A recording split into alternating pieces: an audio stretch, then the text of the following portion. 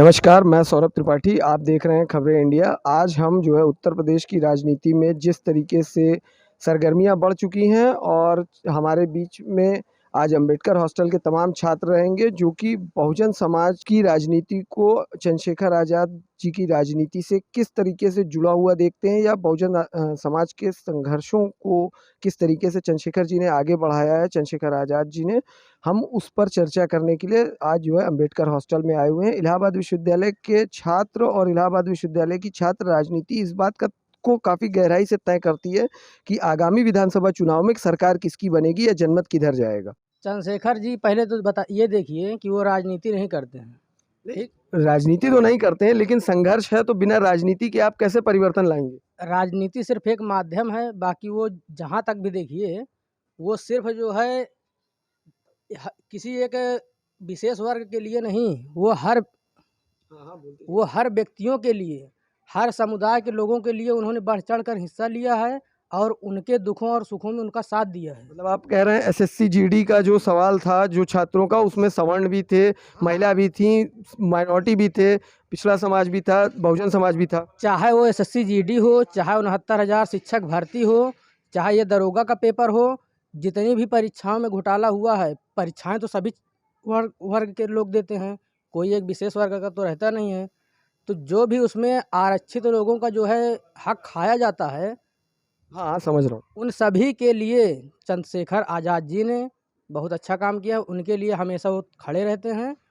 ठीक, जिस तरीके से 5 सीटें मांगी थी, बहुत ज़्यादा नहीं, और 5 साल जो है उस बेल्ट में उन्होंने काम किया है। पश्चिमी उत्तर प्रदेश की बेल्ट में चंद्रशेखर आज़ाद का एक नाम है, एक पहचान है, उनका एक संघर्षशील नेता के तौर पे उनकी पहचान होती है। 5 सीटें जो है समाजवादी सरकार नहीं दे सकी, इसको किस तरीके से देखते हैं, इस पर क्या विचार? 5 सीटें अगर दे देते तो वो अपनी हक की बात जो है कहते, और वही जो है ना करने के लिए उन्होंने नहीं दिया उनको सीटें। ठीक, अच्छा, यहाँ तक उन्होंने कहा कि ओम प्रकाश राजभर जी को अगर डिप्टी सीएम कह देते हैं तो भी जो है मैं पूरे सहयोग से और पूरा सहयोग करूंगा, समर्थन करूंगा, जितना हो सकेगा सहयोग करूंगा। उसके बावजूद अखिलेश यादव जी ने कहा कि हमने बहुतों का सहयोग कर लिया, अब लोग हमारा सहयोग करें, तो इस पर क्या कहना चाहेंगे?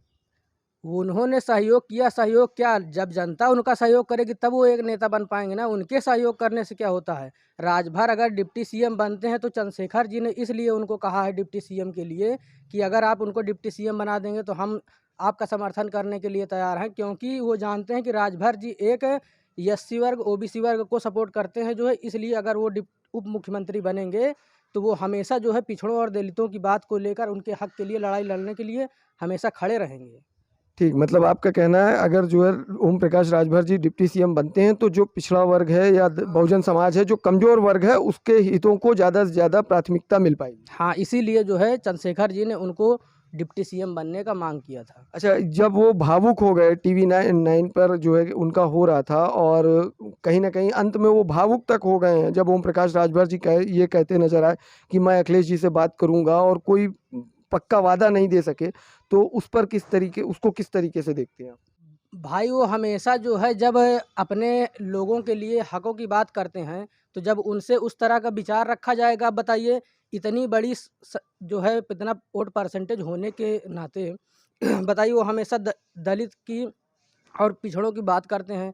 अब उनका इतना बड़ा वोट बैंक है, आप वो अगर 5 सीटों के लिए भी बात करें तो वो भी तो कम है। आप अन्य पार्टियों के लोगों को जो है आप 20-20 सीटें दे रहे हैं, उनको आप 5 सीट भी नहीं दे रहे हैं, तो ये उनके क्या, ये उनका अपमान नहीं, ये पूरे समुदाय का अपमान है।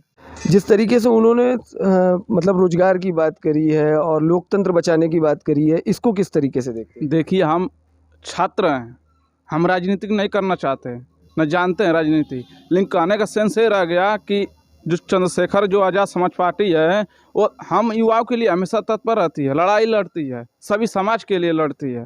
वो साथ कहीं ना कहीं वो हमारे समाज के लिए, जैसे सर्व समाज, न कि एक व्यक्तिगत समाज, वही एसएससी जीडी हुआ, एनआरसी हुआ, सीए के मुद्दे पर लड़े मुसलमान, उसमें हुए थे जो इस सरकार 69,000 शिक्षक की भर्ती जो थी उसमें भी लड़े, सभी व्यक्ति के लिए वो लड़ते हैं। वो संविधान की बात को लेकर चलते हैं और कहीं ना कहीं उसको इस रूप में जाना भी जाता है। देखिए, हमारा जो संविधान है इस सबके लिए एक समान की समानता रखता है, इसलिए वो संविधान को हमेशा एक साथ लेकर चलते हैं जिसमें सबका भलाई हो।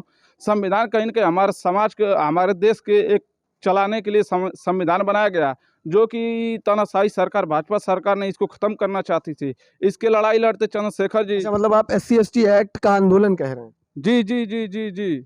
जैसे कि SC एक्ट हुआ, ये देखिए आरक्षण ख़त्म करने की बात करती भाजपा सरकार, और जो युवा प्रयागराज में पढ़े नहीं, उनको SC/ST एक्ट में जो रिफॉर्म करे गए थे, जो बदलाव करे गए थे, उस पर जो आंदोलन, एक हाँ, बड़ा जी आंदोलन खड़ा किया। जी जी, इस पे एक बड़ा आंदोलन खड़ा किए, और जो NRC लागू हुआ, CA लागू हुआ, CAA, हाँ, CA लागू हुआ, उस पे चंद्रशेखर जी ने लड़ाई ली, क्योंकि उसमें मुसलमान भी हमारे ही देश के नागरिक थे, क्योंकि हमारे देश के जब स्वतंत्र हुआ उसमें कहीं न कहीं मुसलमान भी साथ दिए थे, तो उनके लिए लड़ाई लड़ने वाले चंद्रशेखर जी हैं। मतलब आप ये कह रहे हैं कि वो पूरे समाज के हितों के लिए समाज के हितों के समाज लिए की बात लड़ाई करते लड़ते हैं, थे। वो सभी समाज की बात करते हैं, ना कि किसी पार्टिकुलर समाज की। देखिए, जो इलाहाबाद विश्वविद्यालय की बात है, छात्र राजनीति की जो बात है, वो हमेशा से अग्रसर रही है और आगे भी चलती रहेगी। नहीं, इलाहाबाद विश्वविद्यालय नहीं, मैं ये चंद्रशेखर भाई की बात कर रहा हूँ। मैं बता रहा हूँ। जहाँ तक आप इलाहाबाद विश्वविद्यालय की बात की है, यहाँ पे चंद्रशेखर भाई भी आए थे इलाहाबाद विश्वविद्यालय छात्र भवन में, ठीक है। लेकिन उन्होंने हर एक बहुजन समाज के लोगों को जोड़ने का काम किया, और जहाँ तक लड़ाइयाँ लड़ी बहुजन समाज के लिए, वो काफ़ी अविश्वसनीय है, सराहनीय है, और आगे भी लड़ते रहेंगे। और जहाँ तक बात है इस विधानसभा चुनाव की, तो विधानसभा चुनाव में भी बहुजन समाज उनका चढ़ बढ़ के साथ देगा, और हिस्सेदारी में जहाँ तक भूमिका है, चढ़ बढ़ के साथ देगा, उसमें कोई दो राय नहीं है। अच्छा, जैसे उनको सीटें ना देना या मतलब कहीं न कहीं उनको हाशिए पे रखना, जब ज़मीनी काम है तब चंद्रशेखर भाई को आगे किया जा रहा है, और जब सीटें वो माँग रहे हैं और उस बेल्ट में माँग रहे हैं जिस पे उन्होंने 5 साल ज़मीन पे उतर के काफ़ी काम किया है, काफ़ी आंदोलन करे हैं, जेल गए हैं, रासुका झेली है। इस तरीके के काम होने के बावजूद समाजवादी पार्टी उनको 5 सीटें नहीं दे पाई, तो इसको किस तरीके से देखते हैं आप? समाजवादी सरकार की एक बहुत बड़ी भूल है कि चंद्रशेखर भाई को ना शामिल करके सरकार बना लें, ये बहुत बड़ी भूल उनकी रही है, और ये दर्शाता है कि नहीं, जो बहुजन समाज के लोग हैं, बहुजन समाज के लोगों को दरकिनार करना समाजवादी सरकार में, ये उनका एक अलग तरीके के चेहरों को बेनकाब करता है, दिखाता है कि नहीं, ये समाजवादी सरकार बहुजन समाज का कभी साथ देने वाली नहीं है। और इसलिए फिर भी कोई दिक्कत नहीं है, लेकिन फिर भी बहुजन समाज आज चंद्रशेखर भाई के साथ है और रहेगा। जी। अच्छा, अगर बहन जी की बात करें तो, या बुआ जी कहें तो ज़्यादा सही रहेगा, क्योंकि हमारी आपकी उम्र में तो बुआ जी कहना सही रहेगा। तो बहन जी का जो स्टैंड रहा कि कहीं न कहीं मतलब एक ही हितों को लेकर, एक ही विचारधारा है, एक ही समाज के लिए लड़ाई लड़ रहे हैं, उसके बावजूद उनको बहुत ज़्यादा सीटें ना देना या नहीं शामिल कर पाईं, तो इसको किस तरह से देखते हैं आप? देखिए, इसको ज़्यादा स्टैंड तो एक ही है, आइडियोलॉजी भी एक ही है। अब ये अपने बहुजन समाज तय करेगा कि नहीं, हमें कहाँ रहना पड़ेगा और कहाँ किसको क्या करना है। ये बहुजन समाज तय करेगा। अच्छा, समकालीन राजनीति में आप इसको किस तरह देखते हैं कि पहले ओवैसी आते हैं, फिर प्रियंका गांधी आती हैं, फिर जो है क्या कहते हैं अखिलेश जी जाते हैं, ये सारे नेता आते हैं कहीं न कहीं धीरे-धीरे कि एक बहुजन समाज का एक बड़ा वोट बैंक है और उभरता हुआ चेहरा है, कहीं न कहीं ज़्यादा लोग युवाओं को प्रभावित करते हैं चंद्रशेखर आज़ाद, तो उनको अपने साथ मिला लें और काफ़ी एक बड़ा वोट बैंक का असर पड़ेगा, वो तो होता है। लेकिन जब उनको सीटें देने की बात आती है या उनको समानता की बात आती है, तो इसको फिर बात नहीं बन पाती है, इसको किस तरह से देखेंगे?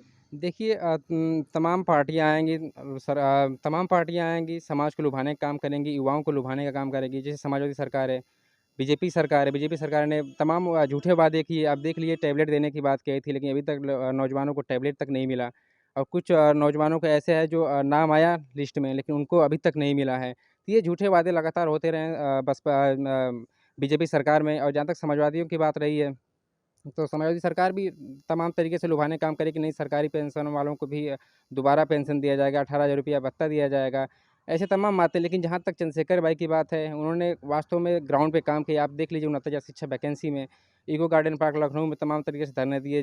जीडी में 2018 के बैच के बच्चों को अभी नियुक्ति नहीं मिली है, वहाँ भी धरना दिया। तमाम तरीके से धरना देते रहते हैं और संघर्ष करते रहते हैं समाज के लिए, ऐसा नहीं है। लेकिन इस वजह से उन्होंने भागीदारी और हिस्सेदारी की बात की थी, लेकिन समाजवादी लोगों ने उन्हें नकार दिया। इसका बहुत बड़ा दुष्प्रभाव पड़ेगा उनको, अभी नहीं पता चलेगा। वो बिहार के तेजस्वी बनेंगे इस बार। चलिए, धन्यवाद। आइए हम और छात्रों से बात करते हैं। भैया, आपका क्या नाम है? राघवेंद्र कुमार। किस तरह देखते हैं? मैं ये मानता हूँ कि ये समाजवादी पार्टी की भूल है। एक चंद्रशेखर आज़ाद उभरते हुए नेता हैं और युवाओं के आइकन मान लीजिए आप उन्हें, लोग उन्हें पसंद करते हैं। और बहुजन समाज में उन्हें बहुत ही मतलब जिस हिसाब से उन्होंने पिछले 5-7 सालों में काम किया है, रोड पे उतरे हैं, जो भी काम किया है इस छात्रावास में भी आए हैं, हम लोगों से मिले, काफ़ी अच्छा मतलब व्यवहार है और जिस हिसाब से वो लोगों से मिल रहे हैं और मुझे लगता है कि मतलब उनका भविष्य, मतलब जो आप कहना चाह रहे हैं कि विधानसभा को लेके काफ़ी अच्छा उनका भविष्य भी है और ऐसे संघर्ष करते रहे और हम लोग हमेशा उनके साथ रहेंगे और समाजवादी पार्टी की ये भूल ही समझी जाएगी कि वो बहुजन समाज को दरकिनार कर रहे हैं। धन्यवाद। भाई, ये नई राजनीति में जिस तरीके से उन्होंने महिलाओं की बात करी, पिछड़ों की बात करी, सबको एक साथ खड़ा करने की बात करी है। कहीं न कहीं ये कहा कि मतलब जो भी इस समय घोटाला हो रहा है या सरकार रोज़गार नहीं दे पा रही है या जो भी 5 सालों में जो कमियाँ रही हैं उत्तर प्रदेश सरकार की, उसको गिनाते हुए उन्होंने जिन तथ्यों को रखा और पूरे समाज को एक साथ जोड़ने की बात करी, उसके बावजूद जिस तरीके से उनको समर्थन बड़ी राजनीतिक पार्टियों से नहीं मिल रहा है, इसको किस तरीके से देखते हैं आप? देखिए, बात होता है कि इस समय वर्तमान वर्तमान समय में जो राजनीति है वो एक जैसे होता है ना कि मतलब एक उनका बैकग्राउंड रहा है। मान लीजिए अखिलेश यादव का या फिर माननीय बहन जी का, इन लोगों का मतलब एक बैकग्राउंड रहा। तो वही है ना कि एक इनकी है वो है, पीछे से बैकग्राउंड है। इसलिए इनको मतलब ये लोग इनको एक्सेप्ट नहीं कर पा रहे हैं, चंद्रशेखर आज़ाद, क्योंकि ये आने वाले भविष्य में मतलब आप इनको बड़ा नेता मानते हैं कि कहीं बहन जी या अखिलेश यादव की तरह 2027 में ये मुख्यमंत्री बन सकते हैं? नहीं, नहीं, मुख्यमंत्री तो वो तो जनता तय करेगी, हम लोग नहीं मतलब सभी जनता का वो स्वीकृति रहेगा तो वो बनेंगे और जो काम करेगा वो नहीं, दिखेगा। तो उन्होंने अपने कहीं पे भी इस बात को अपने भाषण में या कहीं ऐसा नहीं कहा कि वो सरकार में आएँगे या सत्ता में आएँगे या ताकत में आएँगे, तो वो किसी एक वर्ग को टारगेट करेंगे। उन्होंने तो सबके विकास की बात करी है, मतलब महिलाओं की बात करी, पिछड़ों की बात करी, हर वर्ग की बात कर रहे हैं वो, कमज़ोर वर्ग की बात करी, छात्रों की बात करी है, रोज़गार की बात करी है। तो फिर कैसे आप कह सकते हैं कि नहीं, मतलब नहीं, हम क्या करें, सबसे बड़ी बात है कि जो आजकल तथाकथित लोग कहते हैं कि नहीं पिछड़ों के हितैषी पार्टियां हैं, इस चीज़ को जो बताते हैं लोग, जब ओबीसी नीट में जब ओबीसी का आरक्षण खत्म किया गया था तो एकमात्र ऐसा मतलब संगठन था, भीम आर्मी और चंद्रशेखर आज़ाद जी थे जो जाके पहली बार वहाँ पे नीट मतलब ओबीसी आयोग के सामने खड़े हुए थे। दूसरी बात, जो एसएससी जीडी का मतलब जो 2018 की वैकेंसी वाले बच्चे हैं जो दिल्ली जंतर मंतर पे डटे हुए थे, उनका प्रतिनिधित्व करने वाले, उन समय जैसे जान फूंक दी जाके चंद्रशेखर आज़ाद जी, वहाँ भी इन लोगों ने संघर्ष किया। वहाँ पे क्या एससी बच्चे थे? नहीं, वहाँ पे ओबीसी, जनरल, माइनॉरिटी, यहाँ पे एक मुस्लिम बच्ची भी, मतलब तमाम लोग वहाँ पे थे, सबका प्रतिनिधित्व किए। तीसरी बात, जो वहीं आप देखिए समाजवादी पार्टी के लोग कहते हैं कि नहीं हम पिछड़े के बहुत हितैषी हैं, उसी आधार पर इनकी पार्टी बनी हुई है। लेकिन वहीं लखनऊ में उनका पार्टी कार्यालय है और ये चंद्रशेखर आज़ाद जी दिल्ली से आके वहाँ पे 69,000 वैकेंसी के बच्चों के साथ मतलब कदम से कदम मिला के उनकी लड़ाई लड़े और उनकी लड़ाई का प्रतिनिधित्व किए। ओबीसी जाति का मतलब ओबीसी का मतलब जो घोटाला हुआ था उसको जाके समर्थन दिए और यहाँ तक कि उनको नौकरी दिलवा के ये माने, नौकरी मिली उन लोगों को। और वहाँ से जो बच्चे क्या कहते हैं, जो वहाँ से जिन बच्चों को नौकरी मिली, ओबीसी के बच्चे अभी देखेंगे, तमाम वीडियो वायरल हो रहा है कि नहीं चंद्रशेखर भाई आप संघर्ष करिए, ये समाजवादी पार्टी की भूल है। जो ये लोग मतलब इन लोग को ऐसा लग रहा है कि नहीं ये लोग सरकार बना चुके हैं। अच्छा, क्या ये बड़ी गलती करी है समाजवादी? बिल्कुल बहुत बड़ी गलती है। सामाजिक न्याय कहने से नहीं होता है ना, मुंह से कह देंगे सामाजिक न्याय हो जाएगा, आप उचित प्रतिनिधित्व दीजिए ना, तब ना सामाजिक न्याय होगा। मतलब 5 सीट कोई ज़्यादा नहीं थी पूरे पश्चिम उत्तर प्रदेश में? या पिछले 5 साल में अगर कोई विपक्ष की भूमिका में यदि टिका हुआ है, पिछले 5 साल का रिकॉर्ड उठा के देख लीजिए, कौन जमीन पे लड़ा है। जो जमीन पर लड़ा है उसको आप दीजिए, प्रतिनिधित्व दीजिए। 5 साल बहुत कम सीट मांग रहे थे वो। अच्छा, जैसे उन्होंने कहा कि ठीक है आप मुझे एक भी सीट न दीजिए, ओम प्रकाश राजभर जी को डिप्टी सीएम बना दीजिए, यहाँ पर भी वो सहमत थे, उस पर क्या कहना चाहेंगे? बिल्कुल, बिल्कुल वही तो कह रहे हैं कि ये तो बोले कि नहीं वो तो अपना भाई मान के बुला लें तो मतलब वो हम चले जाएँगे और उनका समर्थन कर देंगे। लेकिन वो क्या है कि वो बोले भाई एक्सेप्ट किए, लेकिन वो बोले ना, उनका बयान आया ना कि नहीं एक भाई बोल के बुलाने में और तंज कसने में फ़र्क होता है। जो उनका मतलब बोलने का एक तरीका, लहजे में भी फ़र्क होता है कि नहीं आप भाई मान के बुला रहे हैं कि आप तंज कस रहे हैं। ठीक, प्रियंका गांधी जी भी और ओवैसी जी भी इनके साथ गए हैं, मिले हैं, बातें करी हैं, लेकिन कहीं न कहीं गठबंधन नहीं बन सका, उसको किस तरह से देखते हैं? देखिए चंद्रशेखर आज़ाद जी एक मतलब विचारधारा पे काम करते हैं, सीधी-सी बात है। प्रियंका गांधी तो वो लोग लाख कोशिश करते हैं कि आके मिल लें। शुरू से लेके लास्ट तक ये लोग मतलब मिलाने के प्रयास करते रहते हैं। लेकिन इनका क्या है कि एक विचारधारा से कभी समझौता नहीं कर सकते हैं। पिछले जो 70 सालों से इनका कांग्रेस का सरकार तो मतलब अब ना आके बीजेपी आई है। इसके पहले तो कांग्रेस ही थी। कांग्रेस ने क्या किया उस लोग जानते हैं, आज़ाद जी भी जानते मतलब आप ये कहना चाहते हैं अगर कांग्रेस काम करती तो बसपा बनती ही क्यों या समाजवादी बनती क्यों, ऐसी पार्टियां क्यों खड़ी होती? आज़ाद जी तुरंत एक्सेप्ट कर लेते उनको। हम बहन जी की बात, बहन जी सब मतलब इस समय प्रेजेंट टाइम में तो बहन जी सबसे आगे। कांग्रेस अगर काम करती तो फिर बसपा पार्टी बनने की जरूरत ही नहीं थी। बसपा पार्टी बनने की जरूरत क्यों, आज़ाद समाज पार्टी की बनने की जरूरत क्यों होती, भीम आर्मी को मतलब संघर्ष करने की जरूरत है क्यों? अब बीजेपी आती है क्यों नहीं आती ना मतलब ये अत्याचार जुल्म जाति बढ़ती। ये बताइए किस तरीके से आप देखते हैं मतलब आज की उत्तर प्रदेश की राजनीति में बहुजन समाज के हित को?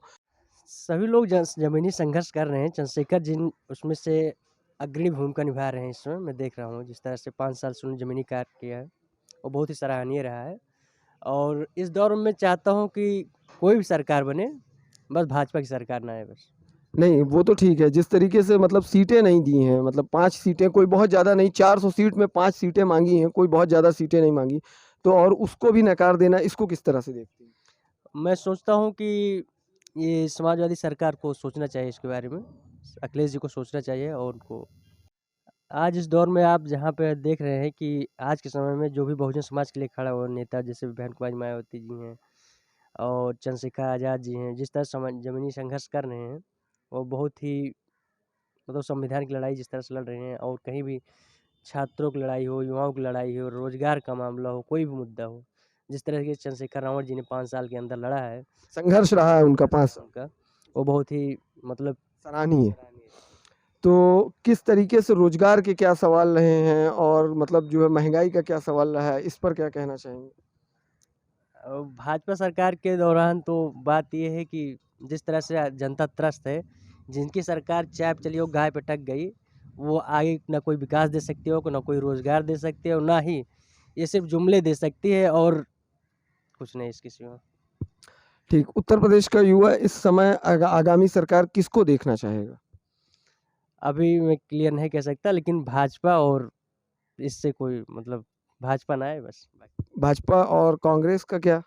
कांग्रेस का भी कोई रुख नहीं, उसका तो 10-15 साल तक अभी उत्तर प्रदेश में कोई रुख नहीं। अच्छा, कांग्रेस की राजनीति को भी उत्तर प्रदेश की राजनीति में आप नहीं मानते हैं, लेकिन समाजवादी या बसपा दोनों में से एक किसको देखना चाहिए? समाजवादी बसपा दोनों आएगी, दोनों का स्वागत करेंगे, जो भी आए। ठीक, धन्यवाद साथी आपका। मैं सौरभ त्रिपाठी, संवाददाता खबरें इंडिया से, कैमरामैन दिलीप कुमार के साथ। धन्यवाद।